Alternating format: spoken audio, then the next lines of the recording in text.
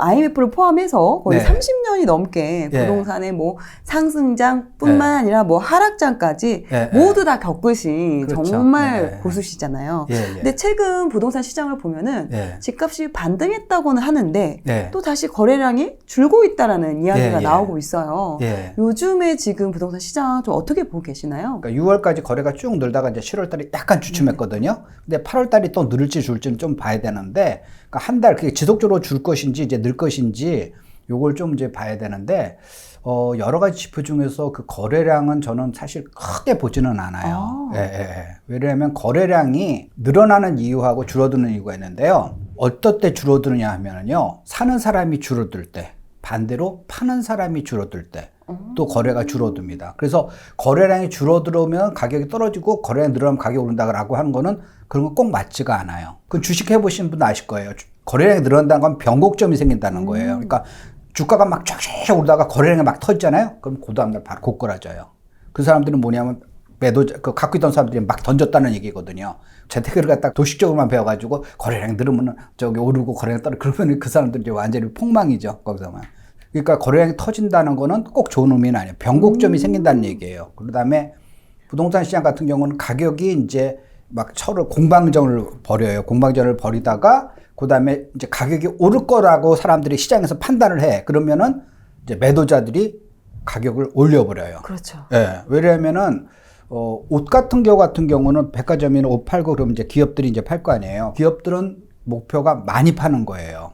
물론 수익을 내는 거지만 하나당 수익을 내는 게 아니라 그 사람들은 하나 팔아가지고 100만 원 버는 것보다 10,000원씩이라도 1000개를 팔으면 1000만 원이 벌잖아요. 그 사람들은 많이 파는 것을 원하는 거예요. 근데 부동산 같은 경우는 갖고 있는 사람이 하나잖아요, 자기. 그렇죠, 그렇죠. 자기가 집에 하나 갖고 있거나 2개 갖고 있거나. 근데 그거 팔면 자기는 없잖아요. 그러니까 그게 패턴이 다른 거죠. 그래서 개인 같은 경우는 비싸게, 높은 가격에 팔려고 그러지, 많이 팔려고 그러는 건 아니거든요. 그렇게 되니까 매수자가 몰려 들어가지고 가격이 오른다라는 시그널이 딱 나오면은 그 많던 매물이 싹 없어지면서 다시 이제 거래가 이제 줄어드는 거예요. 이제 하락기는 또 그 반대 현상이 벌어지는 거고요. 매수자가 이제 없어지면서. 그래서 단순히 거래가 는다, 준다, 그거 갖고만 이제 우리가 어떤 시그널을 보기엔 좀 그렇고요. 보조적으로 이제 집값이 오르고 있냐, 떨어지고 있느냐, 이제 그것도 같이 봐야 돼요. 지금 상황이 굉장히 복잡한 게 모든 집값이 다 똑같이 오른 것도 아니고 똑같이 떨어진 것도 아니고 지역별로 막 차별화가 막 벌어지잖아요. 그래서 그건 지역별로 좀 이제 분석을 좀 해보실 필요가 있습니다. 왜냐면 지금 특히나 이제 사람들이 좋아했던 단지 그리고 그런 단지들은 반등을 시작을 했는데 그렇죠. 일반인이 봤을 때는 그럼 저 반등이 멈추느냐 아니면 이게 주변으로 퍼져나갈 것이냐. 이제 그동안에 이제 역사적으로 이제 경험적으로 보게 되면은 어떤 이제 인기적이 먼저 오르게 되면은 그다음에 주변적으로 이제 퍼져 가거든요. 근데 그 퍼져가는 이제 속도나 이런 거는 이제 그때 시대에 대해서 조금씩 달라져요. 지금 현재는 그 속도가 조금 느린 편이라 생각해요. 역사적으로 보면 약간 느린 편이에요. 딴 때 같으면 굉장히 빠른데 지금은 이제 이게 치열한 공방전을 하면서 이제 서서히 퍼져나가는다는 거죠. 지금 인기 지역은 이미 이제 반등이 다 된 거라 보시면 되겠고, 대부분 중에서 이제 정고점 회복한 데도 있고, 정고점하고 거의 비슷한 데로 간 데도 있고, 반대로 아직은 이제 외곽 지역 같은 경우는 무슨 소리야? 맞아요. 지금 가격이 계속 떨어지고 있는데 안 팔리고 있는데 이렇게 되는 거니까 서로 다른 시장을 보고 있는 거죠. 지금 시장이 그래서 아까 말씀대로 약간 복잡한 시장이고, 요거는 이제 민물하고 썰물이 이렇게 교차될 때 나타나는 현상이라 할 수가 있습니다. 아직은 지금 이 상황을 보고 뭐 오른다, 떨어진다 이렇게 판단하기에는 좀 어려움이 있다라는 거죠. 지역별로는 좀 그렇고요. 전반적으로 보면은 지금은 이제 초기이기 때문에 이제 사람들이 일반인들이 그 흐름을 알기는 조금 어려운데, 그게 이제 2025년, 2026년 그러면은 뭐 모두가 다 오른다고 그때는 얘기를 할 테니까. 맞아요. 모든 이 투자는 이제 쌀 때 사서 비쌀 때 파는 거잖아요. 근데 왜 쌀까, 왜 비쌀까를 좀 생각을 해보면은 쌀 때는 모두가 공포감에 있을 때예요. 그러니까 이제 살려는 사람 줄어들고 팔려는 사람 많고. 그러니까 그럴 때 본인이 사는 사람이다 그러면 굉장한 기회가 되는 거예요. 본인의 결심에 따라서 안 사도 되고 사도 되고잖아요. 근데 이미 가격이 오르면은 안 사면은 그냥 아무런 변화가 없지만 살려면 비싼 가격에 사야 되는 거니까 나한테 초이스가 별로 없는 건데, 선택권이 별로 없는 건데, 쌀 때는 내 선택권이 있잖아요. 내가 손해날 것 같으면 안 사면 되지만 내가 이번에 기회를 잡겠어? 그러면 이제 그럼 사면 되는 거죠. 그래서 제 경험 같은 걸 제가 말씀드리면은 그 조금 약간 이제 독특하게 이제 생각을 해요. 그러니까 어떤 변화가 왔을 때 그걸 공포감을 느끼지 말고 이게 나한테 어떤 돈을 가져올 것인가. 그걸 이제 생각을 하게 되는 거죠. 이제 IMF 때가 이제 그랬거든요. IMF 때의 그 공포감은 그 이후에 많은 경제 위기가 있었지만 그 공포감을 다 합한 것보다도 IMF 하나가 더 크다고 저는 봐요.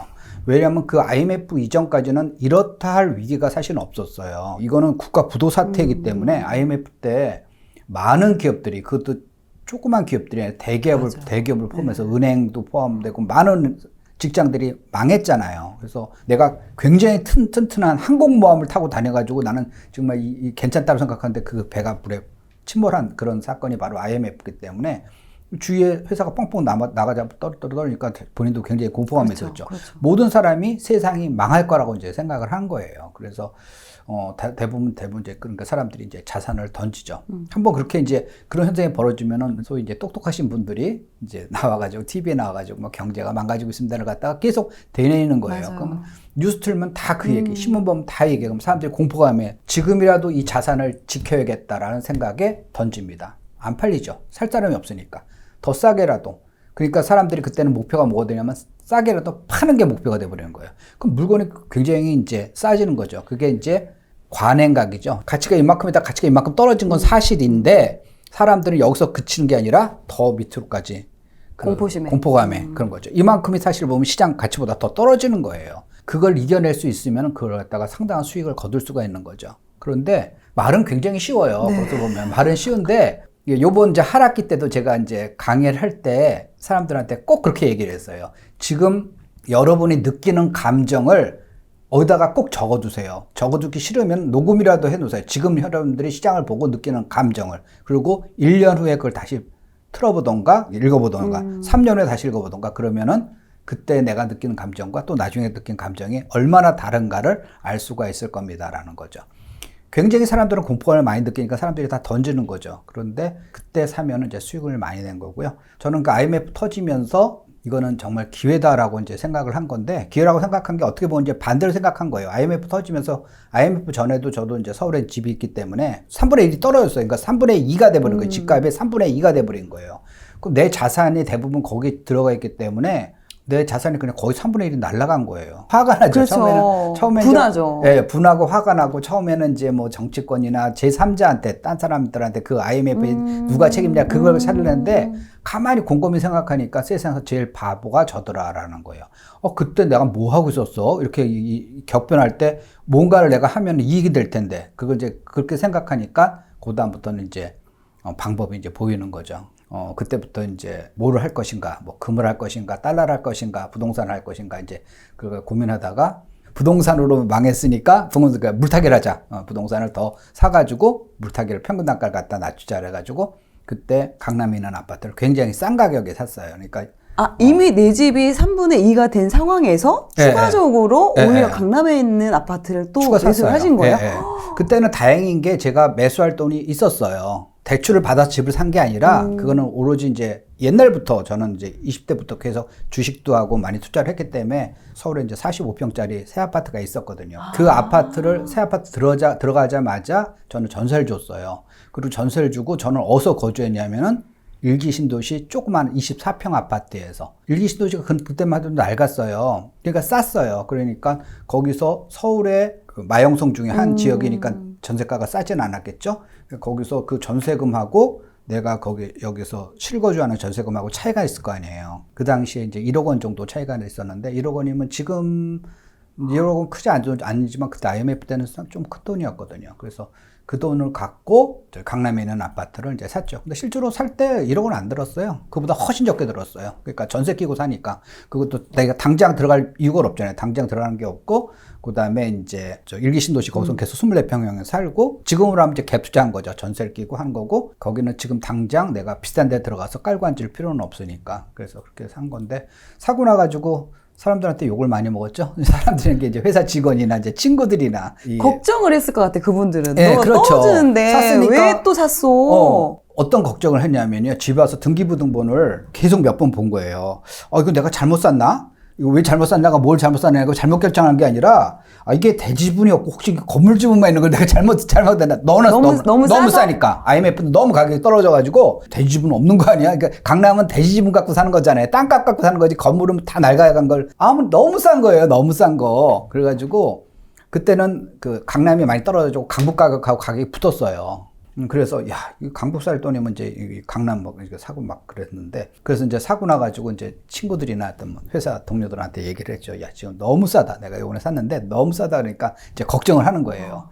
너 어떡하려고 그래. 너 그 주식 해가지고 돈 그동안에 벌은 거 갖고 다 여기서 한꺼번에 홀랑 말아먹으려고 그러니부터 시작해가지고 너 똑똑한 줄 알았더니 헛똑똑이구나 막 그러면서 막 걱정을 하는 거예요. 지금 집을 못 팔아가지고 뭐 걱정이고 지금 나라가 지금 망할 정도로 경제가 안 좋은데 무슨 투자를 한다고 그래 그러면서 막 걱정을 많이 해주시더라고요. 그런데 그게 이제 몇 년 후에 이제 기우라는 걸 이제 아셨죠.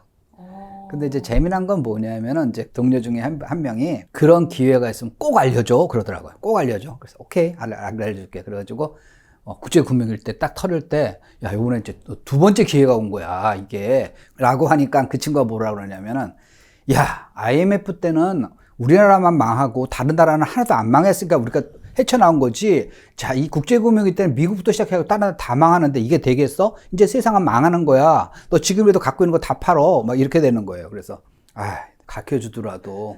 세상이 역사는 반복되더라도 똑같은 거로 반복되지는 않죠. 그렇죠. 그 패턴을 보고 그걸 해야 되는 건데 다음에 이제 세 번째 기회가 오더라도 너는 이제 가르쳐주지 않으리라 라고 이제 말씀드리는 요점은 뭐냐면은 지금 시기도 그렇고요. 지금 시기가 이제 지난 1년이 그런 거였거든요. 네. 많은 사람들은 미국발 금리 상승, 급격하게 금리 상승 때문에 이제 이런 현상이 벌어졌다라고 이제 말씀을 많이 하잖아요. 네네네. 그게 이제 최초의 단추는 미국에서 급격히 금리 인상한 거는 맞아요. 근데 문제는 뭐냐면은 그 금리 인상에 대해서 우리가 너무 과잉 반응한 것 때문에 이렇게 나타나는 거예요. 그러니까 누가 총을 쏜 건 맞아. 총을 빵 쏜 거는 미국이에요. 창고에다가 총을 쏜 거예요. 바바바방 떠가지고 이렇게 불이 많이 난 거는 화약 창고가 터져서 그런 거지 이 총 한 발 갖고 그런 건 아니다는 거죠. 그게 이제 두 가지 이유 때문에 이제 그런 건데요. 첫 번째, 미국의 금리 인상만 갖고 그랬다 그러면은 미국이 더 떨어졌어야 되잖아요. 집값이.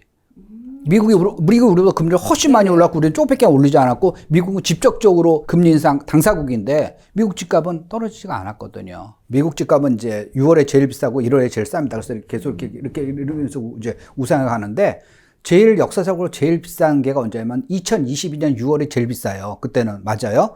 그리고 두 번째 비싼 게 언제냐면은 2023년 6월이 두 번째로 비싼 거예요. 그러니까 전고점 거의 회복했어요. 세 번째로 제일 집값이 비싼 게 언제냐면 올해 7월이에요. 그렇기 때문에 그 미국 금리 인상이 그 직접적인 영향이었다. 뭐 그게 원자 폭탄이었다. 폭발력 가졌다. 그러면 근처에 있는 미국이 먼저 박살났어야 되는데 왜 그 한국에서 먼저 그런 거야. 그게 아니고 아까 같이 미국은 총알이긴 한데 그게 이제 화약 창고에 가서 불이 붙었다는 거고요. 두 번째는 뭐냐면은 우리나라 현재 기준금리가 지금 3.5%잖아요. 3.5%면 와 되게 높다라고 하는데 2002년도 우리가 월드컵이 있을 때 기준금리가 얼마였냐면은 상반기 낮을 때가 4%고 위에가 4.5%. 지금보다 훨씬 높았어요. 기준금리가. 그런데 역사적으로 봐가지고 그러니까 21세기에 들어와가지고 가장 집값이 많이 오른 게 2021년이 아니에요. 2021년 두 번째로 많이 오른 거고요. 제일 집값이 많이 오른 거는 바로 2002년도였거든요. 2002년도가 1등,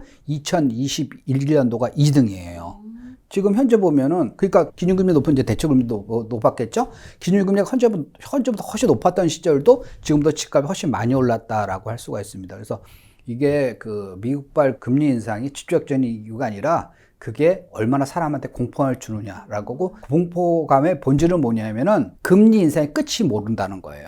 그리고 이제 처음에 금리 인상 시작하니까 많은 사람들이 유튜브 나와가지고 하는 게 이건 두 자릿수 금리 갑니다. 이제 막 이랬잖아요. 그러니까 사람들이 진짜 두 자릿수 금리 가는 줄 알고 못 하는데 겁을 먹었는데 지금 두 자릿수 금리가 아니라 한국의 기준금리 인상 사실상 이제 멈춘 상태니까 거기서 보면 거기서 3.5에서 이제 끝나버리니까 그다음에 사람들이 이 정도야 뭐 옛날에 쌀 때보다는 나쁘지만 뭐 이 정도는 뭐 그래도 견딜 수가 있어라고 생각을 하는 거니까 이미 이제 공포감은 이제 일단 시장에서 이제 벗어난 거죠. 그 공포감에 어떻게 보면 이제 익숙해진 거죠.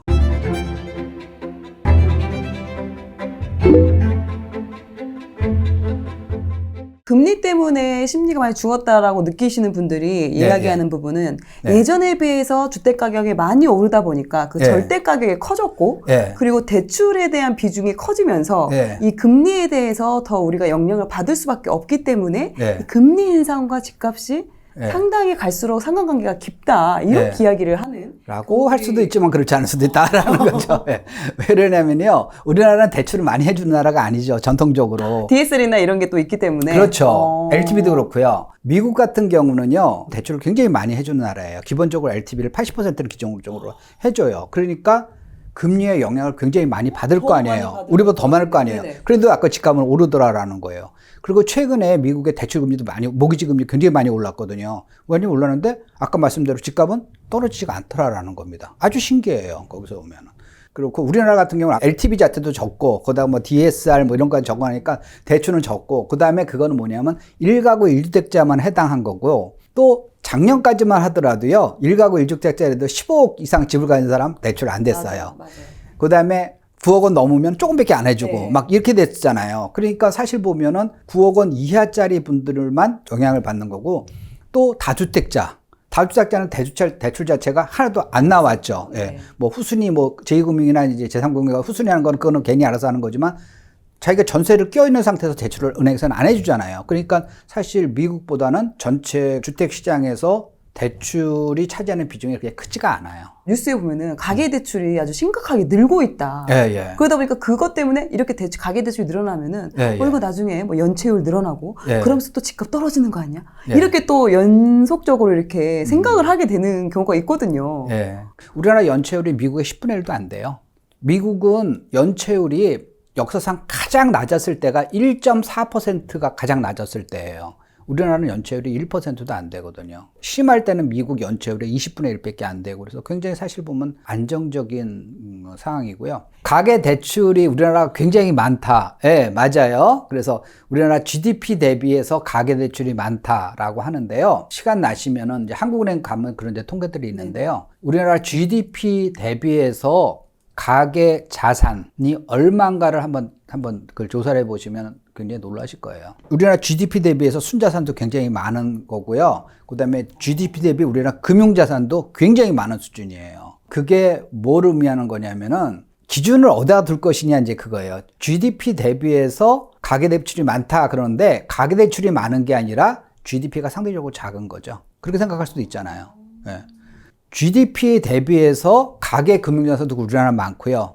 가계 총자산도 훨씬 많고요. 그래요. 그래서 우리나라는 기본적으로 소득보다는 자산이 많은 나라예요.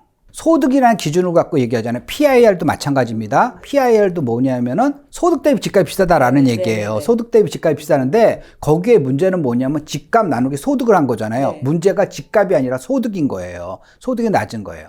그러면 집값을 나누기 자산으로 하잖아요. 우리나라 이제 그 한국은행 가면 그 데이터 다 있습니다. 우리나라 가계의 총자산 얼마고, 뭐 한 가구당 총자산 얼마고, 순자산 얼마고 쭉 있어요. 그걸 하게 되면 우리나라가 미국보다 훨씬 낮아요. 우리나라는 자산을 많이 쌓아두는 나라고요. 미국은 자산을 갖다가 소득이 들어오면 그냥 다 소비를 해버린 나라이기 때문에 그런 현상이 벌어져요.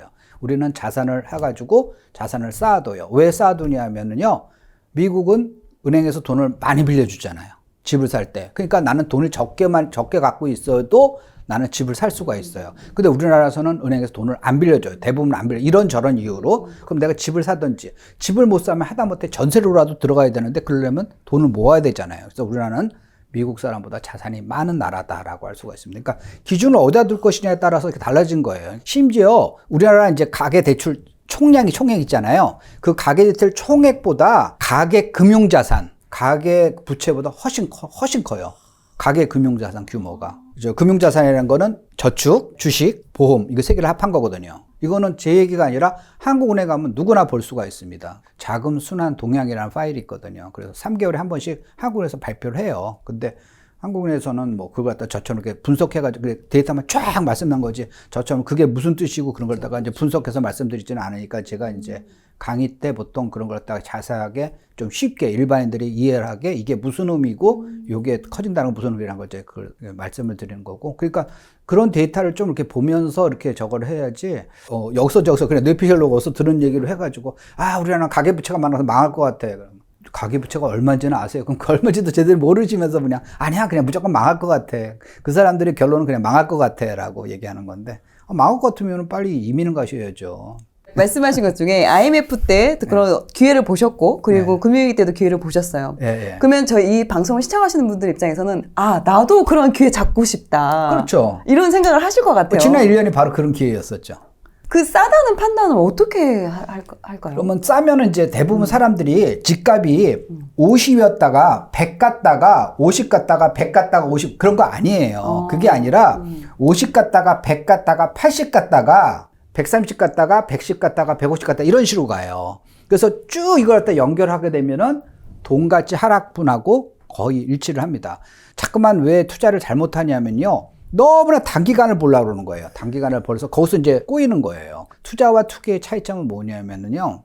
투기는 도박에 가깝고요. 투자는 저축에 가깝다고 저는 그렇게 생각을 해요. 그러니까 도박에 가깝다는 건 뭐냐면 내가 어떤 걸 샀어.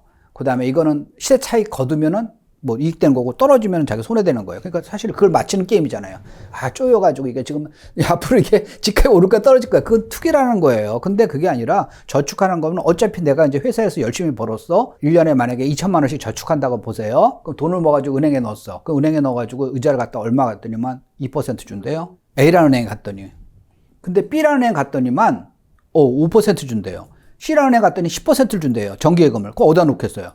당연히 10%짜리 C은행 가서 놓는 거죠. 그게 바로 투자라는 거예요. 그 투자가 그냥 은행에 넣는 것보다 더 많은 수익을 거둘 수 있다면 되는 거예요. 이걸 해가지고 꼭 시세 차익을 하는 게 아니라 그걸 갖다가 장기적으로 볼 때 은행의 이자보다 많이 받을 수 있느냐 적게 받느냐 그걸 보는 거죠. 역사에 보면 당연히 은행의 이자보다 높습니다. 꾸준히 자산을 모으라는 거예요. 꾸준히 자산을 모여가지고 은행에 현금으로 넣어두는 것보다는 실물 자산에 놔두게 되면은 돈가치 하락분만큼 오르는 거거든요. 그러니까 집값만 오른 게 아니라 지난 몇십 년간 집값만 오른 게 아니라 짜장면값 올랐잖아요. 안 오른 게 없는 거예요. 그러니까 떨어진 건 유일하게 돈가치 하락만 떨어지는 거니까 그렇게 생각하면 투자가 굉장히 마음이 편하거든요. 근데 그게 아니라 이걸 갖다가 반드시 시세 차익을 갖다 먹는 게임이야. 이거는 뭐 주식같이 사는 거 같이 아침에 사가지고 오후에 팔아야 돼. 이렇게 강박관념이 있으면은, 그다음부터 이제 힘들어지는 거예요. 그러면, 지금 오르는 거예요? 떨어지는 거예요? 여기가 A 지역이 올라요? B 지역이 올라요? 이제 이렇게 되는 거니까, 그게 아니라 그냥 모으세요.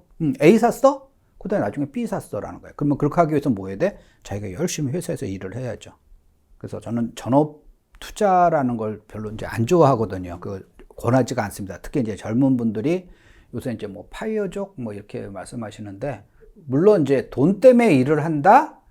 돈 때문에 일을 한다. 그것도 상당히 사실 보면은 어떻게 보면 서글픈 거예요. 뭐 그냥 할 수 없이 회사 가가지고 나하고 적성에 안 맞는 거 한다. 그건 상당히 불행한 건데 그게 아니라 자기가 일을 통해서 자아 실현을 할 수가 있는 거죠. 저도 회사 갈 때 그런 걸 많이 느꼈거든요. 내가 여기 회사 직원이 아니면은 이게 세계적인 기업의 이쪽에 임원들을 내가 어떻게 만나겠어요. 그 사람들하고 막 그 사람 악수하고 막 그거 할 때 저 개인적으로 가가지고 그 사람 만날 거 아니잖아요.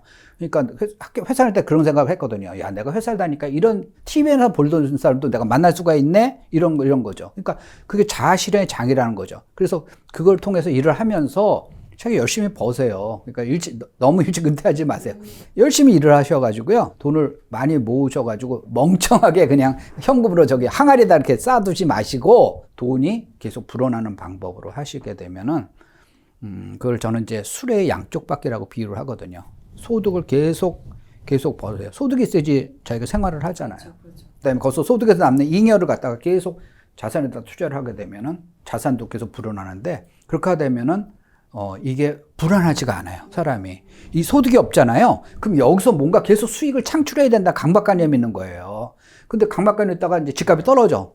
와, 내가 작년에 내 재산이 얼마가 하면 이만큼 하는데, 그러면 이제 계속 이제 1년에 이제 내가 10억씩 내 자산이 벌어지니까 이제 먹고 사는데 문제가 없다, 이렇게 이제 생각을 했네, 어떤 사람이. 근데 갑자기 이제 그 다음에 이제 10억이 날라갔어요. 그러면, 야, 이러다 큰일 났다. 이게 내년에도 떨어지면 어떡해. 그럼 이제 사람이 불안해지는 거거든요. 근데 그게 아니라 계속 소득 활동을 해가지고 수입이 있으면 이건 생활비는 이걸로 커버가 되는 거예요. 그리고 이거는 자기가 계속 그냥 자산이 불어나는 거니까 뭐 되면은 그만, 안 되면 안 되겠지만 그만 이제 이런 거죠. 그래서 주식 같은 경우 보면은 저 같은 경우도 이제 주식할 때 갑자기 부동산하다 주식 뭐 얘기하는데 그게 자산 시장이라는 것을 일맥상통하게 따른 겁니다.